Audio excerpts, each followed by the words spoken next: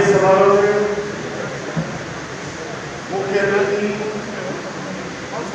हमारे झुंझुनू के पूरे सेवा पार्टी के वरिष्ठ नेता और हम सबकी राय से छत्तीसगढ़ की राय से कांग्रेस के राष्ट्रीय अध्यक्ष आदरणीय राहुल गांधी जी ने, हमारे प्रदेश के मुख्यमंत्री यादव साहब ने और प्रदेश अध्यक्ष सचिन पायलट जी, प्रभारी महामंत्री अविनाश पांडे जी ने एक सर्वे करके और जिनको हमारे बीच में उम्मीदवार बना के भेजा है या दुल्ला बना के भेजा है, ऐसे हमारे युवा नौजवान साथी सरल कुमार जी। सरल कुमार जी के लिए मैंने युवा इसलिए कहा है, आप देख लो एक भी बाल में सफेद दिखे तो, और वो युवा इसलिए भी है 18 घंटे काम करते हैं। हम जब स्कूल में जाते थे उस समय ये लोग लॉकडाउन की तरफ आते थे, हम लोग उनसे हाथ मिलाने के लिए जाते थे कि सर्वर आ रहे हैं। और आज कहता हूँ कभी भी इन्होंने ये नहीं एहसास होने दिया कि विधायक एक कार्यकर्ता के नाते हर व्यक्ति से मिलना, इनकी सादगी इस बात को साबित करती है कि वर्तमान समय में झुंझुनू जिले में कांग्रेस पार्टी ने इन पर विश्वास किया है। तो आपका फतेहपुर में बहुत बहुत स्वागत है सरल कुमार जी, जोरदार ताली बजाकर इनका स्वागत है। हमारे ठिकाने के विधायक मेरे बड़े भाई जेपी चंदेलिया जी, मंडावा की पूर्व विधायक आदरणीय रीता चौधरी जी, आपके फतेहपुर के लोकप्रिय विधायक कई सालों से अपने साथ काम किया है, और हाकिम भाई इस बात का भी आपको सबूत देंगे, क्योंकि आजकल क्या सबूत मांगने का सिस्टम चल रहा है कि जब मैं चिकित्सा मंत्री था तो आप वहां पे आते थे। आज विधायक जी हमारे बीच में नहीं है आदरणीय ममरूका साहब, लेकिन जब हाकिम भाई आते थे और फतेहपुर के लिए किसी गांव जाने के लिए शहर के लिए चिकित्सा विभाग से जो भी लिस्ट ये देते थे तो पूछो 70% दूसरे शहर से उनको पकड़ा जाता है।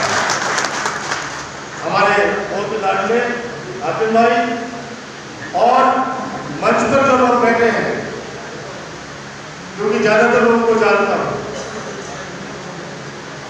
इसलिए सभी को प्रणाम करता हुआ मेरे सामने बैठे पितातुल्य बुजुर्गों, नौजवान दोस्तों, पत्रकार साथियों, आप लोग बहुत देर से इंतजार कर रहे हैं, इसलिए ज्यादा कुछ नहीं कहूंगा, क्योंकि मेरे पूर्व वक्ताओं ने देश के हालात पर, प्रदेश के हालात पर आपको अपने अपने विचार व्यक्त कर दिए। मैं तो सिर्फ इतना ही कहूंगा कि आज देश में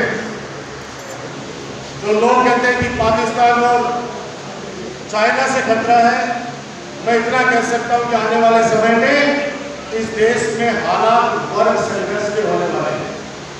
पहले इस देश को धर्म में बांटा, फिर जाति में बांटा, और अब गोत्रों में बांटने का एक राजनीतिक षड्यंत्र चल रहा है। पाकिस्तान और चाइना से तो झगड़ों में जब घर के अंदर कोई शांति रहेगी, आप सोचिए कि 5 साल पहले आपकी स्थिति क्या थी। आर्थिक पूछना चाहता हूं, क्योंकि आर्थिक युग है, इसलिए आर्थिक बात पहले करूंगा। आज से 5 साल पहले जब किसी को गांव के अंदर किसी भी शादी विवाह के लिए, कोई भी काम के लिए पैसे की आवश्यकता पड़ती थी, तो पड़ोसी से लाख रुपए 2 लाख रुपए जब मांगते थे तो लोग कहते थे कि रख ले बरत ले, और जब मेरे कोई काम पड़े तो मुझे वापस दे देना। था ये मामला। और अब मांग के देख लो आप किसी से 1 लाख रुपए इकट्ठा करने में पसीना आ जाएगा, और गलती से किसी ने लाख रुपए किसी को दे दिए तो वापस नहीं आएंगे। इसलिए नहीं कि वो व्यक्ति देना नहीं चाहता, देना तो चाहता है, लेकिन उसके पास 1 लाख रुपया इकट्ठा होगा ही। ये सच्चाई है। आज व्यापार बंद हो गए, चाहे लोग कितनी भी बातें करें, लोग कितना भी कहें, किसान कांग्रेस के शासन में क्या अपराध नहीं था क्या?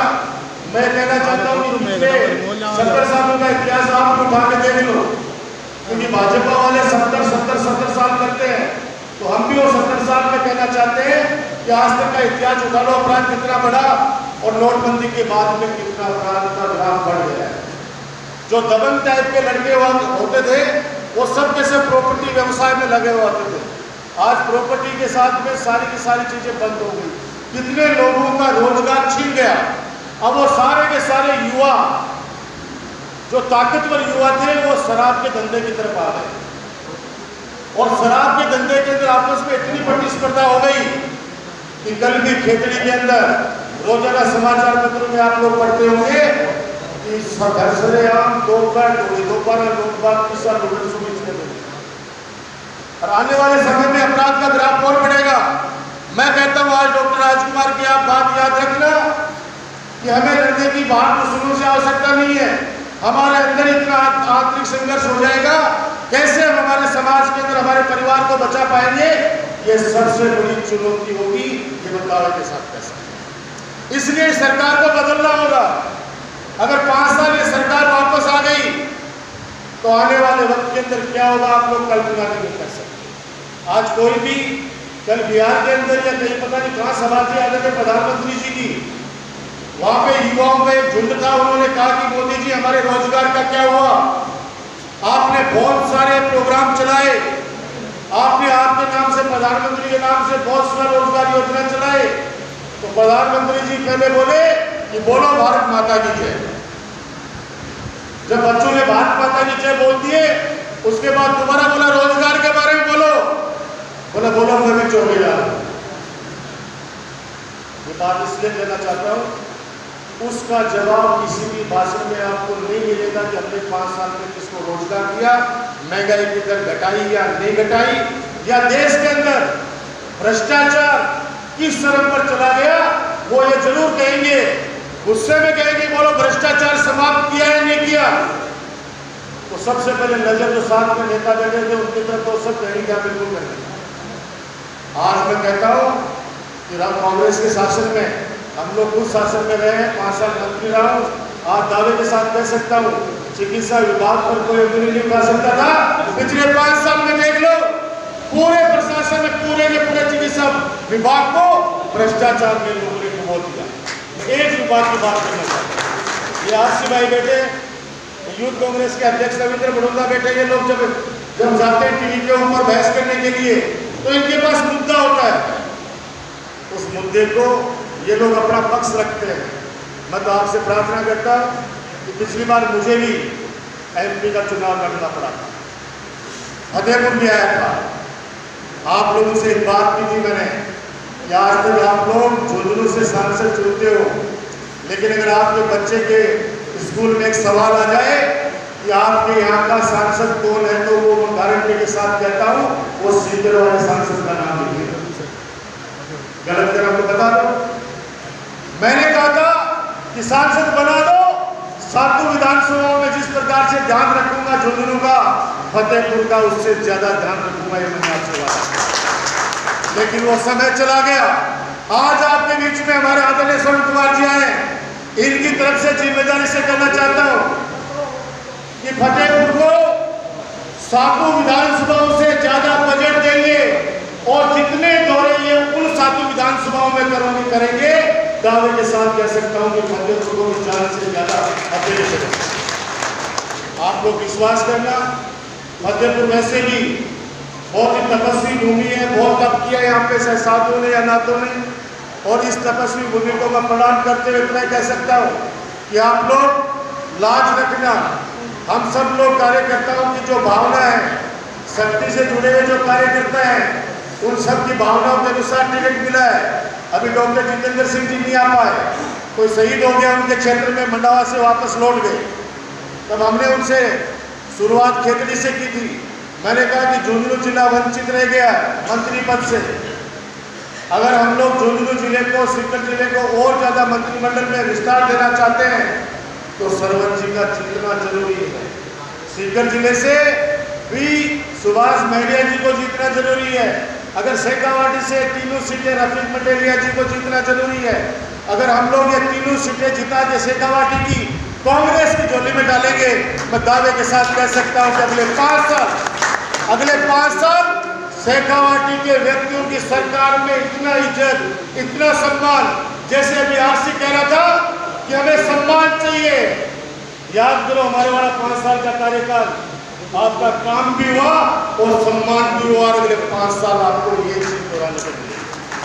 तो आप लोग सारे के सारे मिलकर, ये 15-20 दिन की बात है, श्रवण कुमार जी सब जगह नहीं जा सकते, हम लोग नवलगढ़ में मोर्चा संभालेंगे, हाकिम भाई आप लोग फतेहपुर में मोर्चा संभालो, और सब अपने रीटा चौधरी जी अपने मंडावा में, जेपी चंदेलिया साहब पिलानी में, और विजेंद्र वाला जी झुंझुनू में।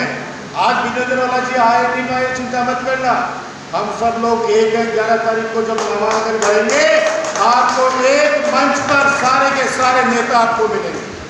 और नेता इसलिए मिलेंगे कि किसी की भी हिम्मत नहीं हो सकती कि कांग्रेस पार्टी के कार्यकर्ता को अगर ये कह दे कि कांग्रेस के खिलाफ वोट दो। आज आपने राजकुमार भी चाहे तो वो भी नहीं कह सकता। मेरे से किसी ने पूछ लिया, पिछली बार थैंक यू ले लिया, मैंने कहा भैया निकली हो,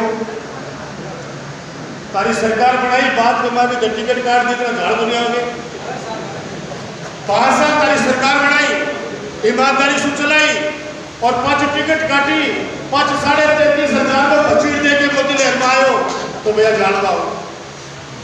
अब की बात टिकट दे दी, 36,500 से वोटा से नॉर्वे की सीट कांग्रेस की झोली में डाल दी। या भाजपा का शासन, भाजपा का शासन का हमारा षड्यंत्र करता रचा गया, लेकिन मैं हमेशा कह सकता हूँ कि सत्य परेशान हो सकता है, कभी पराजित नहीं हो सकता।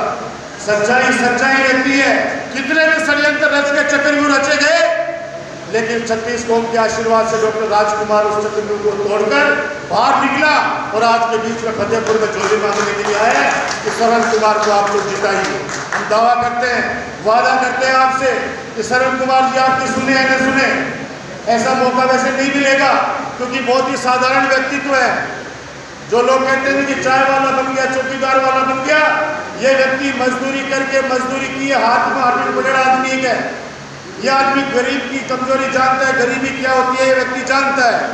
इसलिए मैं कह सकता हूँ बिना भेदभाव के सबकी सुनेंगे, सबसे मिलेंगे।